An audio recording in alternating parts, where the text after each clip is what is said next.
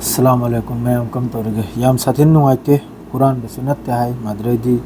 loan थोक्तबा मीनी हाय अदरे अमसुंग युमदगी मपान कया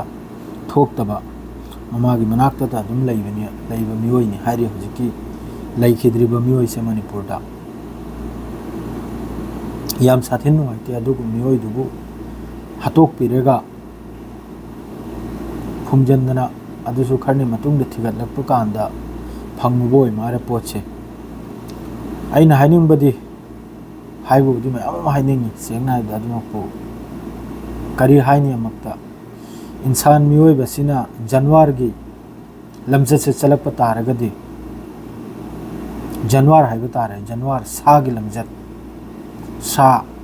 जंगली सा की लमजत चलप तारगदी दुनिया से कम तौरगनो मका तारकदोरसे अदुना आइगी हाइनिंग बाहाइबुबु मयाम हाइबो ngami मोंगी मादु हाइरोय येंखिनी अइना हुजिक आइगी रिक्वेस्ट हाइबुबु फारिबु मियोय मखैदु अजयना अदुम सोशल मीडिया दा अममद पाबदा अरामबाई तेंगोल की मियोयनि सो हाइरि माबु हतप्रे चेनु मखैसे सैना हाइनिंग बदी मखोय मखैदुबु अचौब चैराक पीबीबा यामना चौरब दंडी पिहलबीबा अइसिदा कनामतबु कानून मखुत्त लौ हाइरोय दुनिया की इंडिया की लो हाइनम लैरिमनी पुलिस हाइनम लैरिमनी अदुरा सिन्नबीरगा अदुरा चेनरबु मियोय मखैदु चौरब चैराक पीबीबा असिनि आइगी तरफतगी रिक्वेस्ट अदुगा माहौल खराब तौबीदबा मयाम पुनमक शांतिदा लैबा अदुगा लाइन अमदा कुमथरगा लैखिद्रिबा हत्खिरिबा मियोयदुगी करी करी तौफम थोकपनो अदुसु यंगबीबा मयामगी अदु खक्तने अदु हजे लांस की पाउसे अदुम मयामदा अपडेट तौजरमगे अदुगा तुमलगे हजिकता पाउ हाइबुबु ईरान की तरफतगी 10 सुबह फेस ट्रू प्रोमिस 3 की माइकैदगी 10 सुबह मिसाइल अमसुंग ड्रोन इजराइल तमना तेल अवीव तमना सेंटर तेल अवीव माद्रे हाइफा असिना तमना लोइना कापचलखरे ईरान की तरफतगी माद्रेदी अहामबगी पाउदु खर वायम चाखिद्रे अदुना यंको वासे सिंगदोरइमनी ईरान की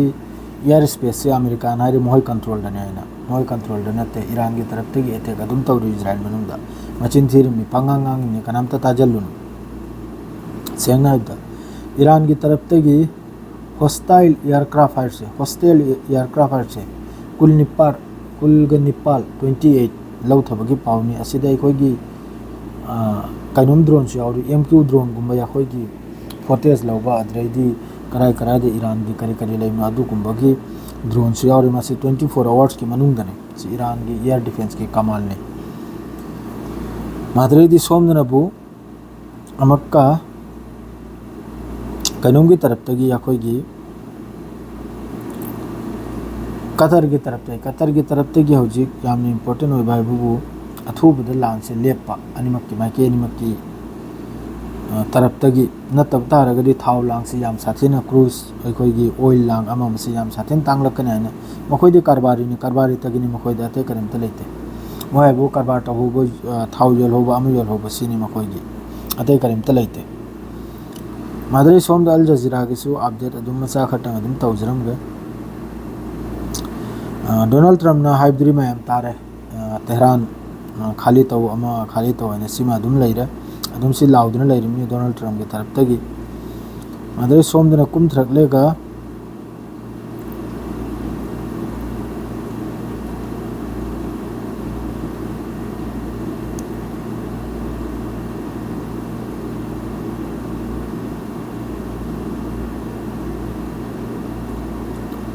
ईरान की तरफ से अमक्का चाव मोर पावरफुल ईरान की तरफ से हर स्टेटमेंट से अनाउंस तौखरे ईरान की तरफ से न्यू वेब थागम लेवल हाइब तारे मोर पावरफुल लंच तौबगी वानी सिनबु ऑफिशियल इरनादगिनी इरना न्यूज़ एजेंसी जो अंतोना चावखरबा न्यूज़ कइनोम असिदगिनी हौजि लाउथोरइसे यामना पावरफुल होइबा अखोगी स्ट्राइक अमा इजराइल की मनुंग तौबगी सी मिनट क्या गिनो मिनट अहुम की ममांग की अपडेट निको अदरे हौजी हौजिक अतई अतई दी हौजी फाउदी अतोपा करीमता लाक्तरी ईरान की सु अहेलबा पाव करीमता अहेलबा पाव से लाक्तरी अदो आई पंगजल खरे सेंगना हाइबदा आई पाव मही से तारगने ईरान इजराइल से बुदी हयेंग सु लान तौदोरमी हंची सु लान तौदोरमी लेपलोय मखोय बानी आई पंगजल खरे हौजी की मणिपुर की वाफम से तारगा मरोल सु थोक्तबा माद्रेदी मयुमदता लैबा करायदसु चथोक्तबा हाइबसे सिदाई दुनिया से करीनो तौरिसे अनि पंगजल खरे मीगी मिनुंग से आई करीमता आई याम साथिन नुआइगेद्रे वाफम से तारगा याम साथिन नुआइद्रे थमोय से याम साथिन सोगले अदुना अथुबदा इंसाफ तौबो मयामना अदु खक्तने ना हाइजरिसे आई मखा ताबा पाउदुरे हयेंग मोइन पिरागा नै से थमोय याम सोखरे तारगा इन पाउ मखैसे आई याम साथिन नुआइद्रे नै गिसिले लोइजरागे